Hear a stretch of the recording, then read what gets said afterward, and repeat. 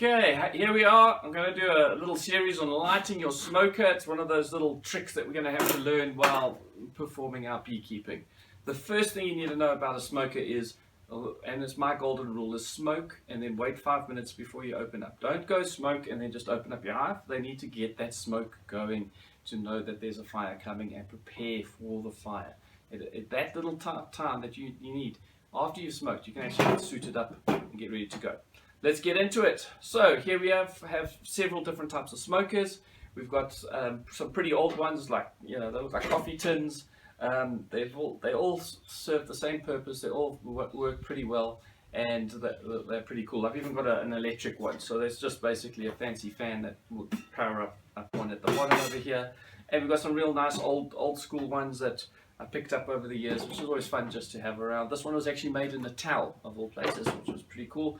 And I just had to have it, even with someone's repaired it with a bobbin over there.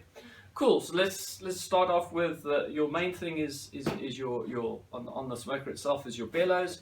You also need to make sure that the bellows are pumping air through and they're working and they're functional. Over here I've got one that I managed to ride over with a car by mistake, and it's just a spring that's going to be operating the bellows inside there. Works pretty well, pretty efficient, and it's pretty cool. After your bellows, you're going to be getting your the most of is going to be your main outer shield. Over here, I like these outer shields that can get quite hot.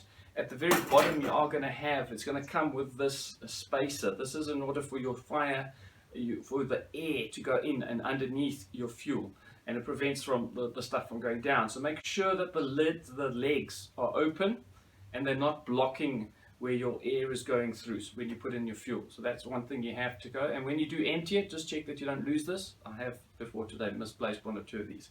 Cool. So that's when it comes down to the smoker. You get different types. You get European, you get American. Some actually have an inner cylinder which work okay, but for me, or everything that I've tried, they work pretty well. A nice thing to know is you're going to get quite a bit of tar growing up inside your thing. Your hive tool is pretty much a good scraper for anything and everything. You can get in there with your hive tool and scrape everything off. A nice little nifty trick. Sometimes it gets stuck down when it's really hot and got a fair amount of tar and you've been using pine needles. You come in along here and you just use your hive tool and your bellow as a pivot, and it assists you to open up the lid. Otherwise, you're trying to pull here and it's hot, and sometimes it doesn't want to come off. But that's nice to know. Cool. Getting on to fuels now. Our fuels that we are going to use is pine needles is great. You can use hessian, you can use leaves, you can use grass, you can use pine chips and shavings, you can use egg boxes, cardboard. A variety of things are available to you to use as you're going along. So let's just get it started. One of these started over here. Ignition sources, your matches, 9 times out of 10 you've got your gloves on. You don't want to have to relight a smoker while you're halfway through a removal or through your servicing of your hives. So always be able to know and confident that your smoker is going to last for the full duration. This just helps you out later on. Cool, so we're just going to light this one. You have lots of other items. I've just found this recently. You can get it at Macro.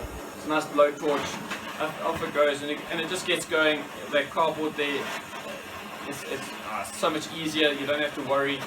You know that you're going to have a good burn. It gets pretty hot pretty quickly, and there you have it.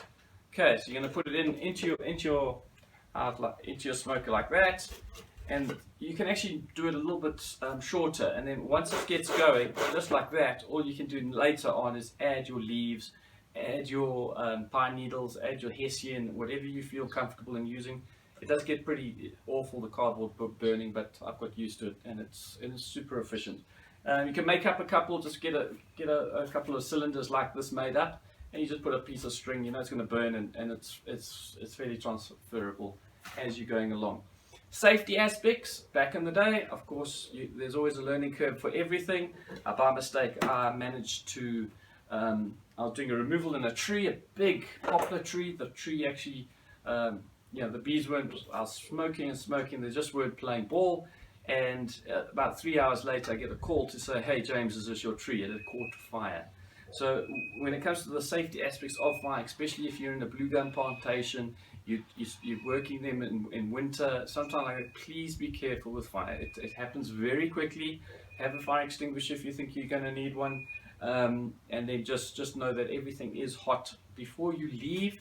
Maybe usually empty my smoker, because it smokes up the car, and it's not pleasant at all. Put out that ash, take it out, rinse it, take it out, and next time you're using it, you don't have to worry about it being dirty and gummy and having some old material inside there that carbonates quite a lot.